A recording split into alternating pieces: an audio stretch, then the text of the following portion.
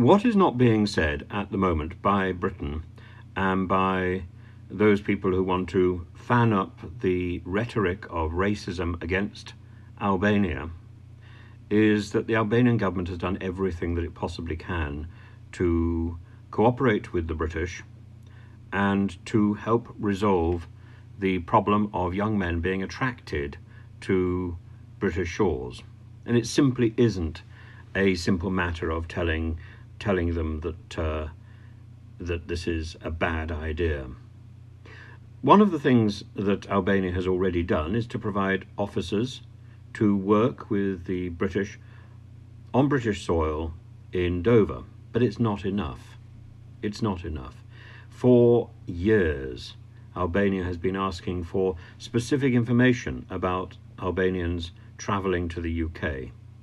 And under the British rules, the Home Office is not providing any information at all. So it's very difficult for Albania to work out who is being targeted by the TikTok people and who is being encouraged to take this journey. This journey, they're not doing anything illegal by getting into small boats and then to claim asylum on the other side. They only become illegal migrants when their asylum is rejected, but that paperwork isn't being done, so for a long time these people are being held in limbo and they're clogging up the system. Now, I can understand that Albania will be only too keen to unclog that system and to help, and Britain should be equally only too keen to pick up that goodwill. Instead, it seems to be in Suella Braverman's interests to fan the flames of racism. And we know because it's all on paper, it's all reported, we know that Albania asked for the help of Theresa May, asked for the help of Boris Johnson, asked for Priti Patel's help, asked for Suella Braverman's help, and none of that has been forthcoming. And they specifically asked for officers and agents to be placed in Tirana so that they can work with Albanian officers to properly identify who is being targeted and to dissuade them from taking such a trip.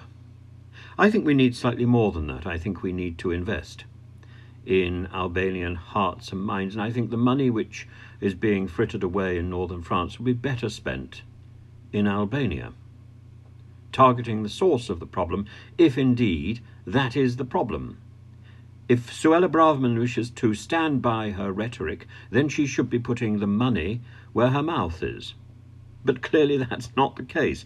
Suella Braverman finds this rhetoric convenient, and unfortunately, with people like Nigel Farage around, that rhetoric is easily fanned. Let's look at it very simply. The north of Albania is easily targeted by people on TikTok who are promising a cheap alternative, a way out of poverty.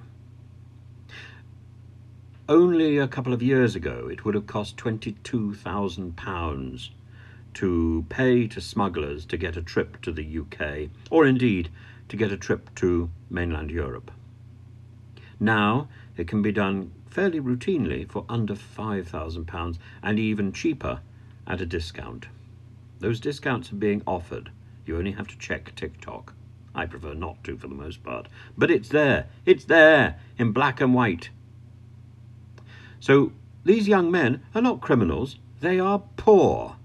They are poor, and they are living on under £400 a month. They're seeing their schools, their factories, offices, any sort of business drying up in the north of Albania. So of course they are listening to people who are promising a better life elsewhere. And here, I'm afraid, our success is partly to blame, because we in the UK have marketed our language, British language, the EFL huge system. I was part of that, of course. It's hugely influential, hugely successful. It rakes in a lot of money, and of course it means that there's a large number of people in Albania who speak English. Maybe not so well, but they speak English in preference to French or German or Italian. The days when Albanian television was dominated by Italian broadcasts have gone. Now, Albanian television is dominated by English broadcasts. English is the language to go to. So anybody who is looking for an opportunity to make money, to work honestly somewhere else abroad, will look to an English-speaking country. And we should respond positively to people who want to work and who we know work hard. The idea of labeling all these people as criminals is absurd. These people are perhaps being misguided, misled, but they're not criminals. They're not criminals. They come from good families who are law-abiding, who are absolutely determined that their children should be on the right path, but who are poor. The jump in migration numbers from May to September, supposedly around about 43%, that led to Suella Braverman claiming that Albanians were criminals and that there was an invasion. The idea that you can, even if the numbers are as high as 12,000, the idea that you can term 12,000 people an invasion force is absurd. And this is now, any boat that comes across is automatically branded an Albanian boat. This again is absurd, given the fact that we know that those boats are run by North African smugglers. So that again is absurd. It led to Eddie Rama's response on television. It led to the more muted response of His Royal Highness the Crown Prince Leka II. And you also have to see this in terms of the huge diaspora that Albania has control of, or has produced. Many Albanians in Europe fleeing the country during the time of Enver Hoxha, and certainly when Enver Hoxha died, and there was an opportunity for escape from one of the most repressive dictatorial regimes in Europe. And then there are people stuck in Kosovo or in Serbia and feeling under pressure with hostile neighbours. And in Macedonia, Eddie Rama came to an agreement with Macedonia yesterday.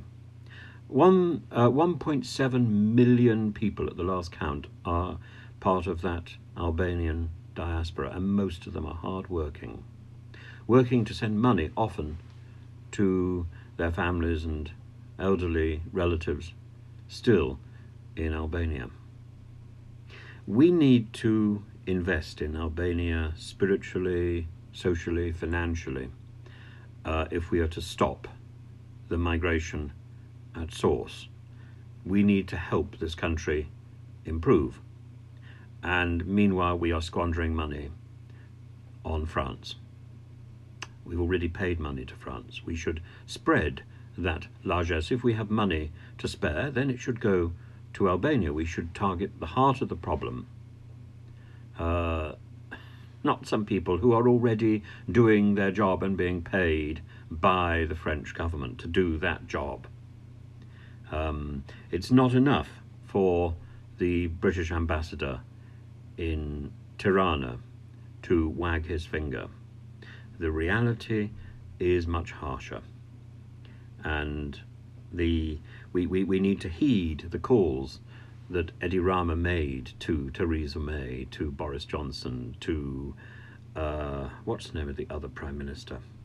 Anyway, Liz Truss, and we need to send people to Albania to work alongside the Albanian authorities so that we can identify who are part of that criminal gang who are the gang leaders and who are people who are simply being misled. And then we need to put out positive messages, because people respond to positive messages, not negative scolding.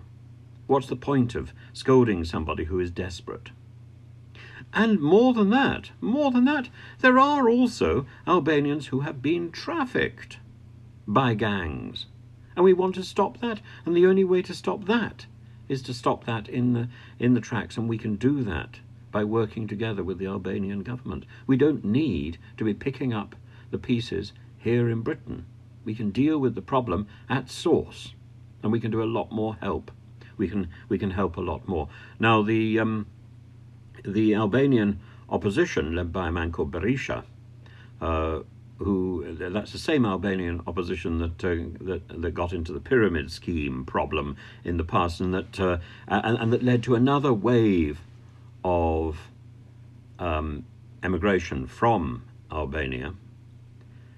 They are saying that Eddie Rama's government at the moment is responsible for unemployment and for low wages and low expectations in the country.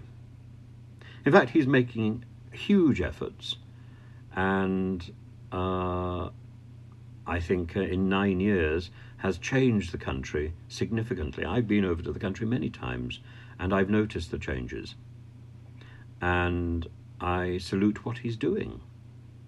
More than that, he's welcoming in refugees himself from Afghanistan. He was only too ready to hold the doors open to his country when we were dithering and when our foreign minister was sunning himself on a beach in Crete. This is something we can do, and we need to talk seriously about the options available. But throwing money at France is not really a solution. Not really a solution at all. If we have the money to waste, then we should throw it in a direction where it can be of some use.